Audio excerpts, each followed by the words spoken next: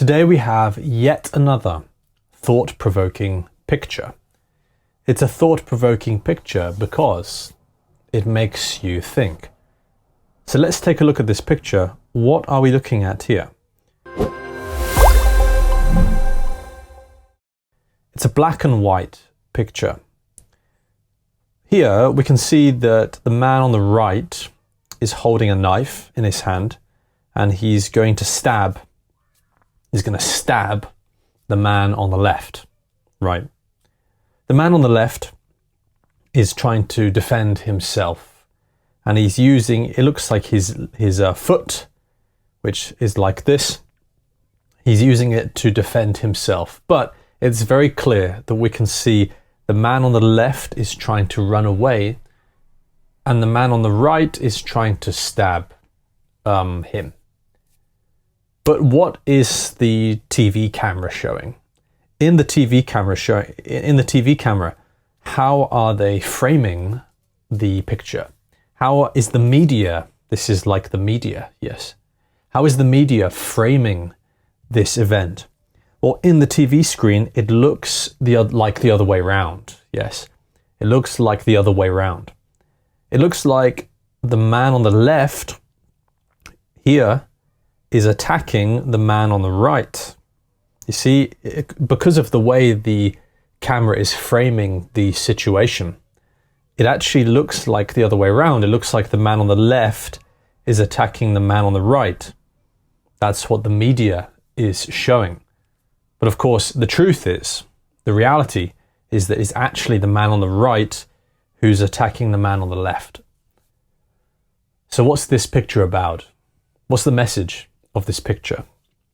The message of this picture is about how the media can sometimes frame, how they can frame certain events in a way which manipulates you, right? They can frame events in a very biased way, in an extremely biased way, sometimes the media. I'm going to give an example of a domestic violence situation. You know, domestic violence, when there is violence inside the house, usually between the husband and the wife. Yes, there's domestic violence. Let me try to illustrate the point of this picture with a simple example about domestic violence. Let me tell you the story. The man, there's a husband and a wife, and the husband punches and hits the woman in the face, and then he kicks her out the house. He kicks her out the house and he locks the door. And the woman is knocking on the door to come back into the house, but he will not let her come in. That's the story. So how do you feel about the husband in that story? How do you feel about the wife in that story?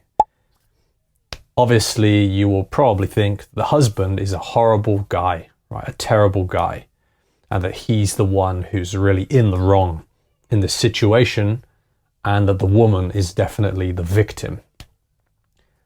But now let me add a bit more information. Let me add a few extra facts to that story that I didn't tell you the first time I told you the story. Let me tell you the story again with a bit more information. There's a husband and a wife, and the wife tried to poison her husband. She put something in his glass and she tried to poison him.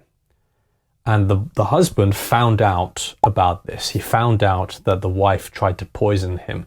So he punched her in the face and he kicked her out of the house and he would not let her back in. She was banging on the door, but he would not let her back in because she tried to poison him.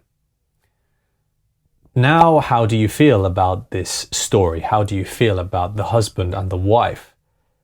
How do you feel about the wife now? Now that you have some extra information that was omitted before. There was extra information that was omitted. In the first story, I did not tell you that the wife had tried to poison the husband, right? I had omitted that part of the story. I omitted it. I left it out of the story the first time. Now that you have this information, now that you know that the wife tried to poison the husband before he hit her. Now, how do you feel about the wife and the husband? Probably completely different, right? And this is kind of how the media works. It depends how you frame a story. It depends which facts are included in the story and which facts are omitted from the story. And by omitting certain facts in a story, you can completely change the audience's perception of what happened. And you can imagine this in a situation like war. What about when on the news you see a story about war? You may see a story about how one side of the fight is attacking the other side, right? You may see side A is shooting missiles at side B. And as the audience, you think to yourself, wow, side A is a really horrible side, and side A are in the wrong because side A has just decided to shoot missiles at side B. That is a bad thing to do, right?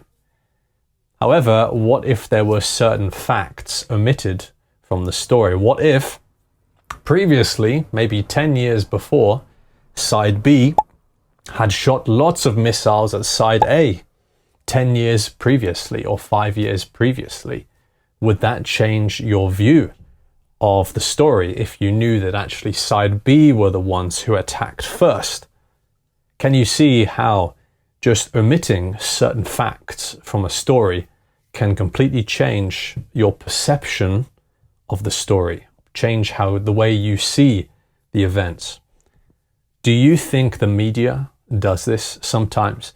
Do you think the media frames events in a particular way to encourage people to see the events in a certain way? Do you believe the media all the time? Do you trust the media? Or do you think sometimes maybe the media omits certain pieces of information from their stories to encourage the audience to think in a certain way about the events? What do you think? I think that is what the message of this picture is about.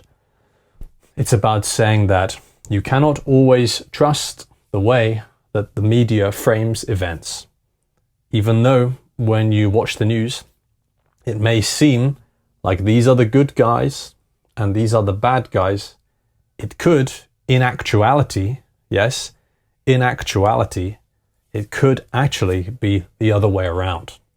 And maybe the news has just decided to omit certain facts, certain pieces of information, to manipulate you as the audience into seeing events in this way, manipulate you into thinking that these are the good guys and these are the bad guys, when in actuality, it could be the other way around. Anyway, that is the end of this video. I hope you enjoyed listening to me talk about this thought-provoking picture. Keep listening to English, and I'll see you in the next one. Hello guys. If you want more videos, go to EnglishSponge.com. On the website, you will find videos from many different teachers, some British teachers and some American teachers.